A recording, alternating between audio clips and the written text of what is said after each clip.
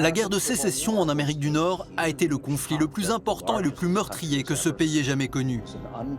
Ce fut une guerre sanglante. Le Sud n'a pas été simplement vaincu, il a été détruit. C'est une sorte de désespoir dans les États du Sud. C'est toute la société qui est bouleversée. Et qui est bouleversée après une guerre qui a fait beaucoup de destruction, qui a fait beaucoup de morts. À partir de 1865, au lendemain de la guerre, une grande partie des habitants des États du Sud refusent d'accepter la défaite et ses conséquences. En particulier, l'adoption du 13e amendement de la Constitution des États-Unis qui abolit officiellement l'esclavage. C'est-à-dire qu'ils disent, c'est quand même pas possible. Les Noirs que nous avons connus dans les champs de coton, ces Noirs-là, ils sont pas égaux à nous. C'est pas possible. Donc, s'ils ne sont pas égaux à nous, maintenant qu'on les a libérés, ils vont être extrêmement dangereux. Ils vont vouloir les places, ils vont vouloir de l'argent, ils vont violer nos femmes. Vous vous rendez compte, ils vont violer nos femmes. À la fin de la guerre de sécession, les citoyens blancs des États du Sud étaient amers et en colère. Et c'est à cette époque qu'ils ont commencé à créer des sociétés secrètes comme les Chevaliers du Camélia Blanc ou encore la Ligue Blanche. Rapidement, ces organisations se sont transformées en groupuscules terroristes dont l'objectif était de terroriser les Afro-Américains. À Pulaski, dans l'État du Tennessee, une poignée de vétérans de l'armée, tous d'anciens officiers confédérés, décident de former leur propre organisation. Ils choisissent de lui donner un nom étrange, le Ku Klux Klan.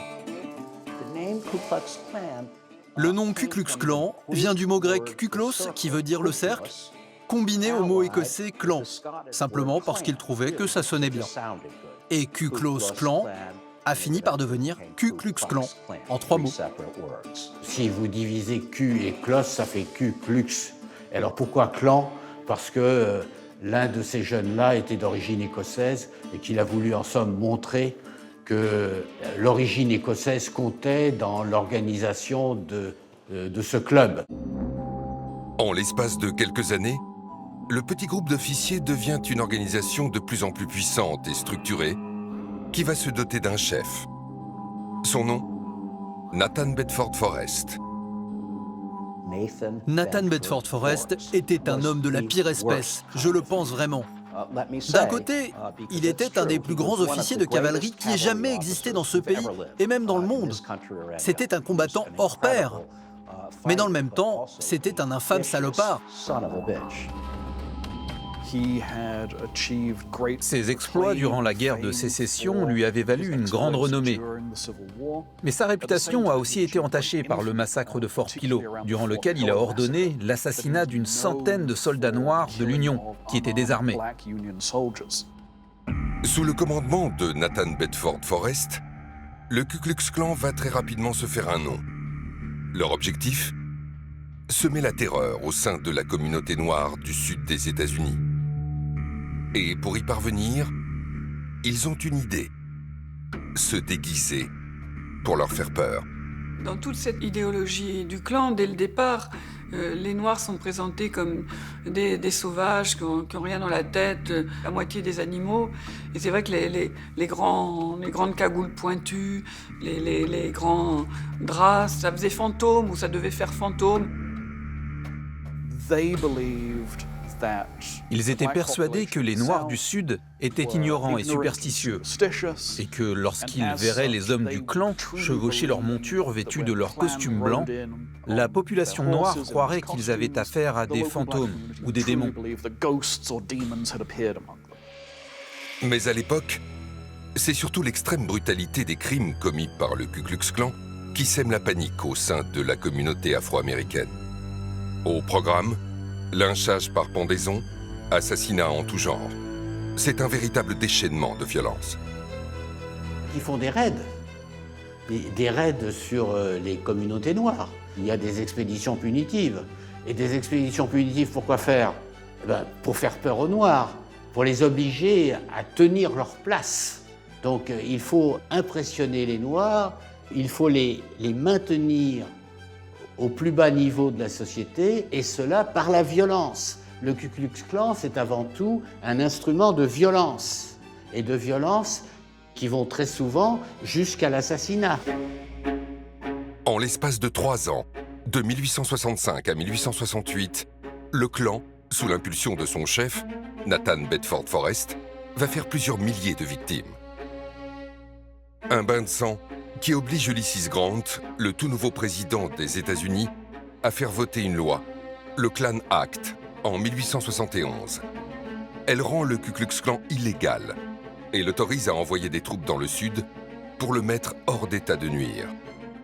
Mais en réalité, l'organisation a déjà réussi à atteindre son objectif. Même si l'esclavage est aboli, il est remplacé par les lois Jim Crow, qui imposent la ségrégation raciale. Ils ont voté les lois Jim Crow qui rendaient la ségrégation raciale légale dans les États du Sud. À partir de là, la séparation entre les races s'est généralisée. Au fond, d'une certaine manière, le clan a gagné.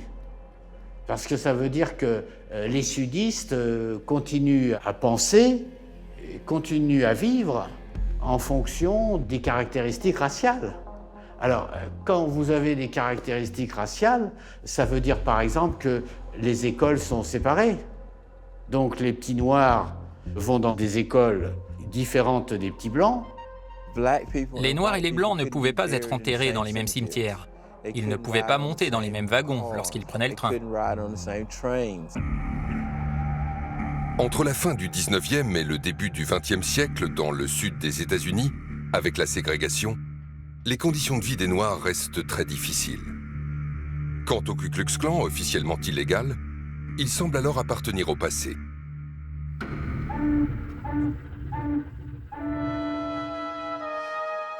Pourtant, en 1915, les choses vont changer avec la sortie d'un film.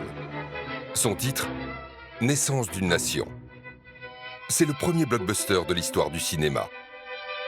Environ 30 millions d'Américains seraient allés le voir en salle.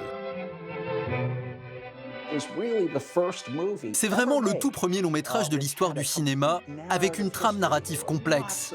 Il comportait de nombreuses scènes d'action et racontait une histoire avec de vrais enjeux dramatiques, accompagnés d'une musique très lyrique.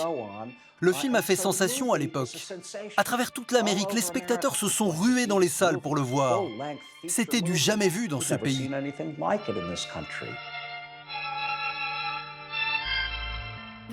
Le film Naissance d'une nation a eu une influence extraordinaire à l'époque. Et la raison, c'est que l'industrie du cinéma en était seulement à ses tout débuts. Une grande partie des gens qui sont allés voir Naissance d'une nation n'avaient jamais vu un film de leur vie. Et cette histoire qui fascine les Américains, c'est celle de la guerre de sécession et de ses conséquences dans les États du Sud.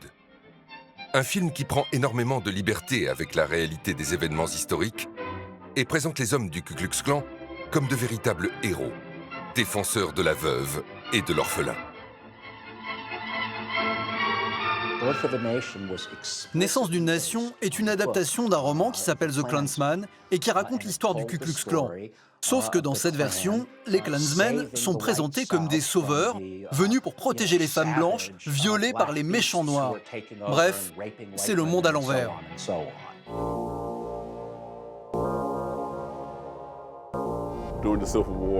Ça se passe pendant la guerre de sécession. La population blanche du Sud est représentée comme une victime des républicains du Nord et de leurs alliés noirs qui ont pris le pouvoir dans le Sud et qui les maltraitent. C'est pour protéger ces pauvres gens des méchants noirs et des traîtres blancs venus du Nord qu'ils sont obligés de créer le Ku Klux Klan. Parmi les plus grands admirateurs de ce film, il y a William Joseph Simmons, un pasteur de l'église méthodiste, originaire de l'Alabama. Cela va même lui donner une idée, ressusciter le Ku Klux Klan. William Joseph Simmons a vu dans le Ku Klux Klan, et en particulier dans l'imagerie du clan, le moyen de créer une sorte de fraternité. En 1915, quelques mois après la sortie et le triomphe de Naissance d'une nation, William Simmons a organisé une cérémonie secrète à Stone Mountain, près d'Atlanta en Géorgie, où se trouvait un gigantesque monument dédié à la mémoire des soldats confédérés. C'est là qu'il a officiellement relancé le Ku Klux Klan. Mais à l'époque, il n'était encore que 16. Pour contourner l'interdiction officielle du clan, Simmons rebaptise l'organisation qui devient l'Empire invisible des chevaliers du Ku Klux Klan. En 1920, pour en assurer la promotion, il fait appel à Mary-Elizabeth Tyler et Edward Young Clark, un couple de publicitaires spécialisés dans le marketing. C'est eux qui ont l'idée de surfer sur l'esthétique du film Naissance d'une nation. Ils voient dans ces costumes et tous les symboles de cette version fictionnelle du Ku Klux Klan un outil de propagande qui va s'avérer d'une efficacité redoutable.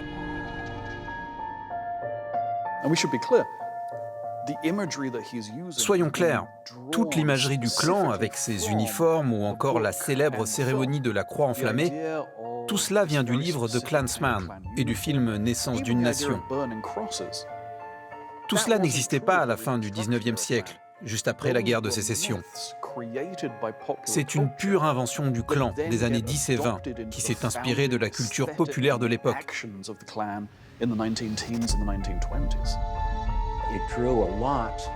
Ils se sont beaucoup inspirés du folklore écossais et anglais. Des choses comme la croix enflammée sont directement inspirées par les tribus écossaises du Moyen-Âge qui brûlaient des croix juste avant de partir à la guerre.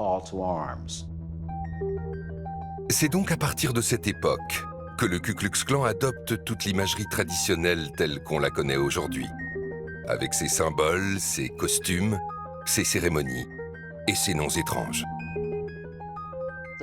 La nomenclature utilisée par le clan avec tous ces noms étranges comme le sorcier impérial, le glorieux cyclope, le clalif ou encore le Claude.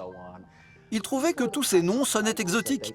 Ils pensaient que ça venait de la mythologie égyptienne, ce genre de choses. La plupart de leurs noms commençaient par les lettres KL, comme clan, les clalifs, les clavernes, etc. Ils trouvaient que ça sonnait plus exotique, comme les noms du Moyen-Orient.